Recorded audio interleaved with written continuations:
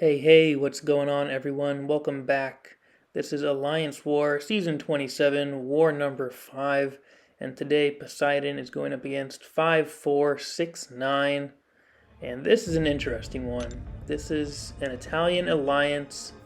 They finished Platinum 2 last season. Their alliance prestige is 12,000, so this looked like a pretty favorable matchup based on what we were looking at here.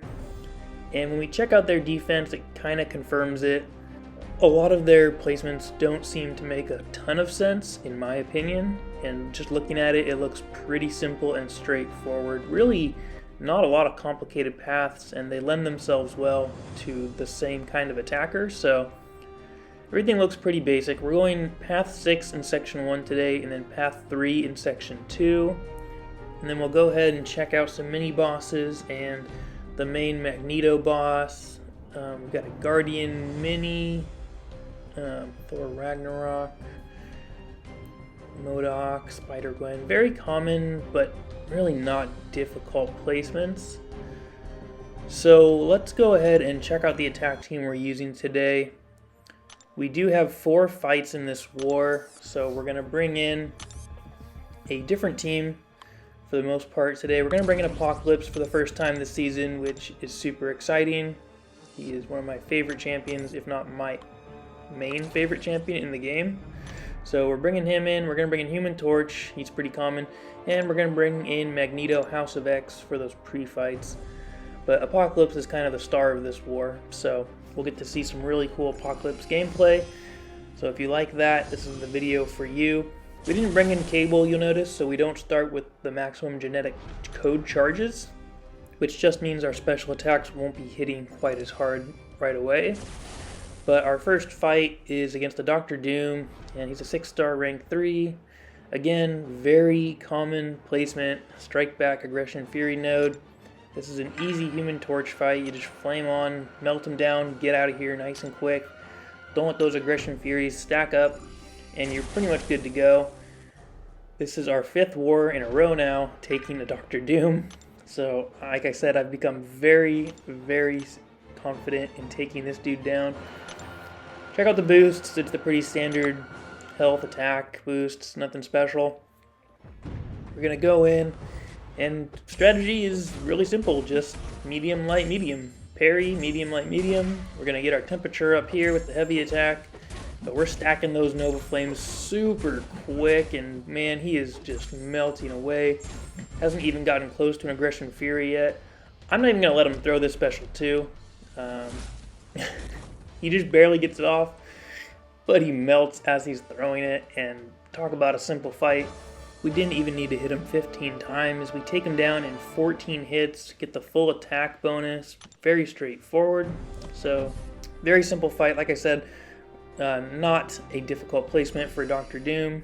It can be tricky, but usually it's very simple. So we'll move on to our second fight here, where we've got a 6-star rank 3 Tigra. And this is what I'm talking about with the poor defensive placement. You're putting 2 Mystics back to back, both Human Torch food. And Tigra is on the Power Focus 1 node, where you really want her to get to her special 2 because it's the tougher one to evade.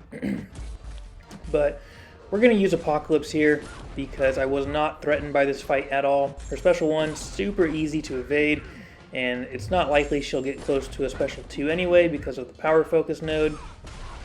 And I wanted to build Apocalypse's genetic code charges because the hardest fight of the war is in Section 2, where I'll need Apocalypse, and I just don't want the fight to go on, so I want to make sure that he's hitting as hard as he can later in the war. So you'll see this fight is pretty straightforward.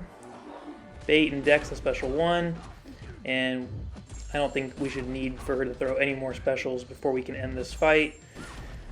Pretty straightforward. I probably should have saved my special 2 there in hindsight. As I'm rewatching this, would have probably given her the KO, to be honest. Right here, she actually is getting close to 2 bars of power, but one more special 1, it's going to nuke her down. 52 hits, a little under a minute fight. Pretty easy. Apocalypse, an absolute god.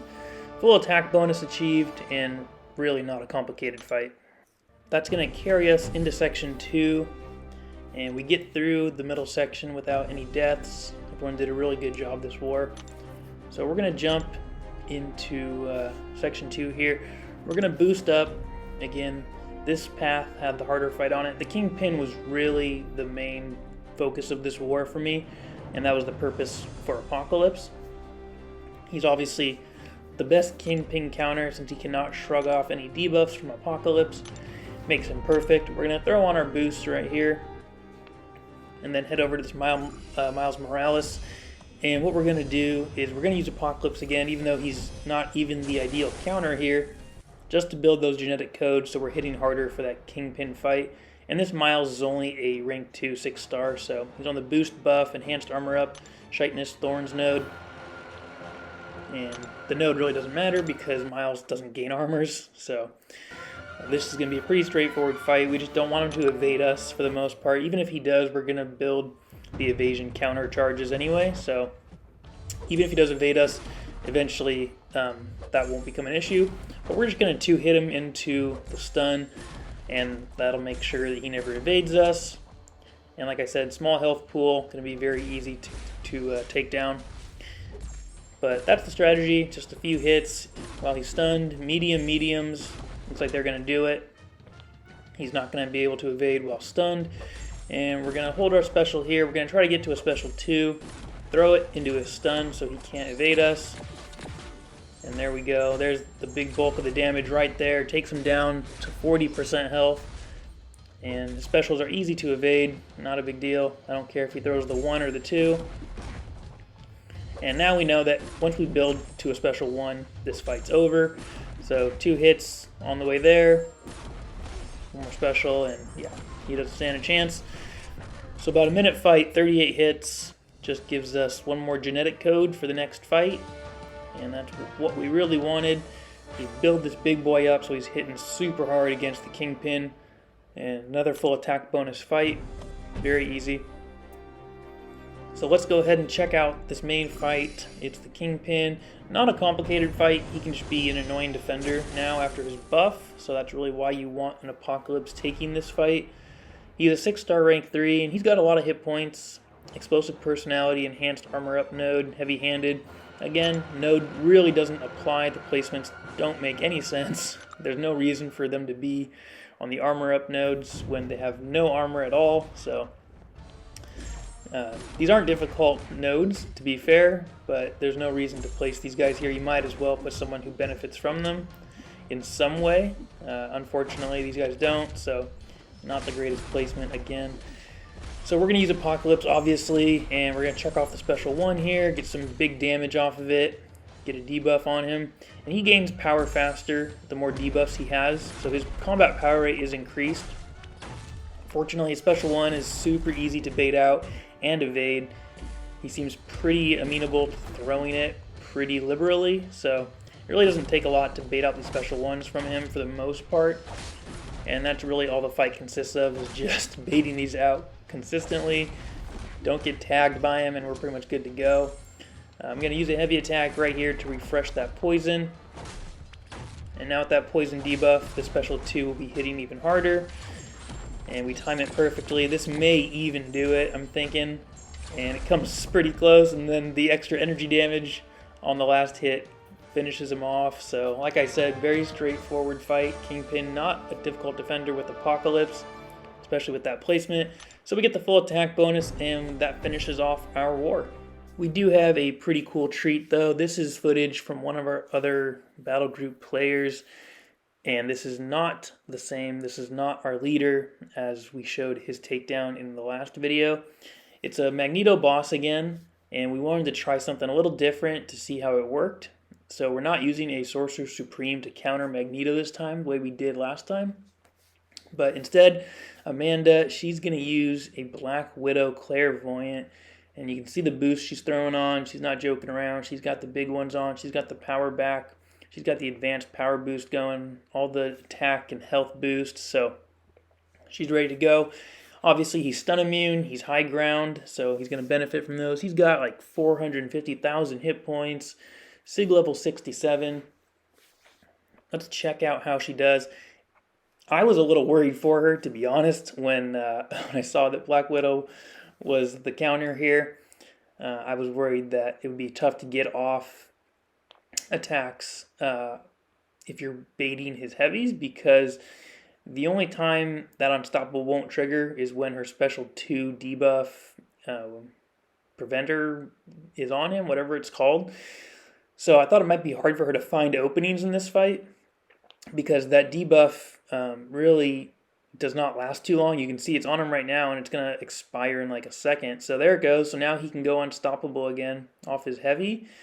And it's kind of hard to punish his special 1 because of the projectile. Right here you can see she's able to get right in there because she parried it or blocked it close by. And she switches into her Hellfire Curse. But right here, boom, there's the risk of punishing the special 1. It is very tricky. He parries her, lands some hits, and now she's down to like 50% health. Again, she could not attack the special 1 there. You can't really punish it. And this was like kind of confusing to me, actually. She's intentionally getting backed into her own corner. And she's way behind in the health fight now. So Magneto is winning this fight. Fortunately, she's able to get a really cool hit off his heavy attack. She took some damage to do it, but she switched into her first curse, so now she's health stealing, so she's able to recover some health there. She's back up to like 40%, and she's able to punish that special, fortunately. But like I said, it's a little tough to find openings here. She's able to go for some intercepts, which certainly helps her, but the power back boosts really aren't giving her much. So she's not getting back to a special 2 when she throws the special 2, which I think would be ideal.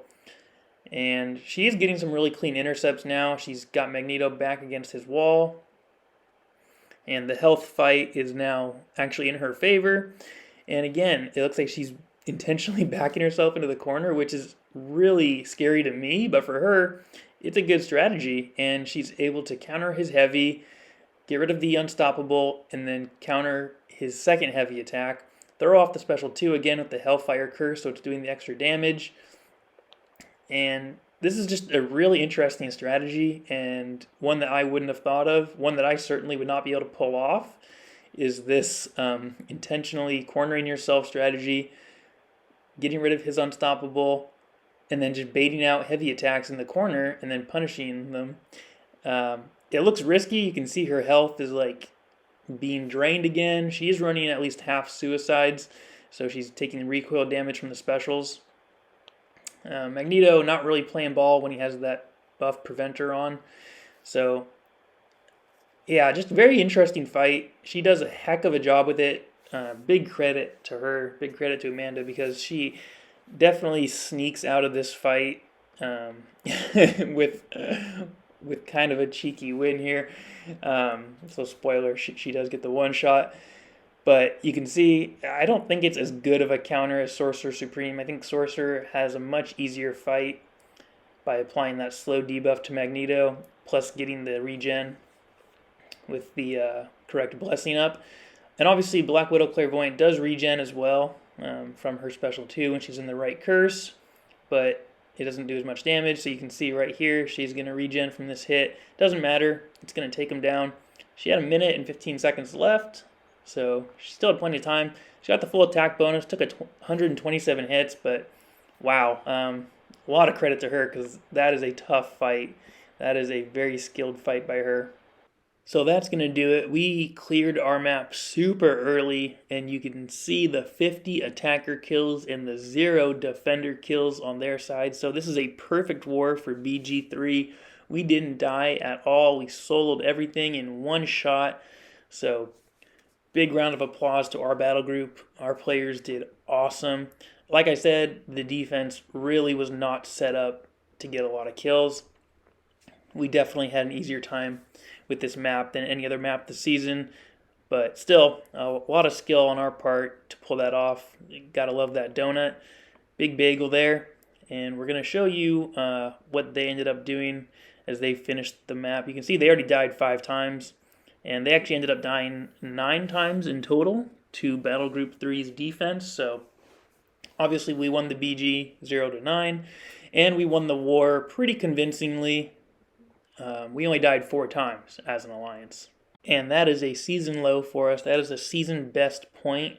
So we definitely had our collective best war this time around. And our opponents died 15 times, which is okay. Like I said, really not a close war. And usually I don't care to show the defender kills when the war isn't that close, just out of respect for the opposing battle group and the opposing opponent. They did win diversity. We actually missed a diversity placement in there, but not a big deal, obviously, when the attack bonus was so far in our favor and the lopsided defender kills. So, good effort by them. I'm sure they did the best they could. They did clear the maps, but our defense was just a little too tough. And this, unfortunately, is what really pissed me off. You can see these comments posted by their alliance in the chat. And, there's just no need for this at all. There's 4 hours left in the war, so you can see that the war was pretty much over. We all knew the outcome. They knew the outcome. And to put this in the chat and suggest that we're piloting or cheating and even going as far as reporting us is just such poor sportsmanship and just made me really lose respect for these guys as an alliance. If you lose, you lose. And if you're outplayed, you're outplayed. Tip your hat to the opponent, give them credit, and compliment them for their well play. Don't go reporting them or claiming that they're cheating when you have absolutely no evidence other than dying 4 times. I mean, that's not even that impressive in Alliance War now with these new globals. Alliances shouldn't be dying 15 times, right? It's just not something that should happen. And I don't know, just to go to this point because you're upset you lost is just super low and poor sportsmanship, and it just doesn't speak very highly of them. So it just really rubbed me the wrong way, and it just really frustrates me. And especially when we put so much effort into staging our defense in the best way that makes it the most complicated on our opponents. We do so much attack planning to make sure that we set ourselves up for success, bringing the right counters to the right fights. That's all it is. And if good strategy and good skill is now the threshold for being accused of cheating, that just sucks. So hopefully these guys don't go around doing this, and it's fine if they report us. We know we have absolutely nothing to hide. No one in this alliance pilots or cheats in any way. We're a good group of guys over here, and it just kind of marred the war a little bit. So the end of this war was not pleasant. I won't show the rest of the conversation just because I don't want to encourage that kind of aggression and hostility that was displayed between us. I don't think it is a good look for anyone on their side or on our side either, to be fair. But like I said, hopefully this isn't a common theme, and hopefully people don't go around accusing everyone of cheating just because they lose. But the win did put us in a really solid spot in Platinum 1. We're rank 8, so almost halfway through the season, we're in a good spot, and ultimately we are 4-1, which is a pretty good record. So hopefully we can end the war season on a good note, keep this success going, and hope you enjoyed the video. If you did, drop a like, and we'll catch you in the next one. See ya.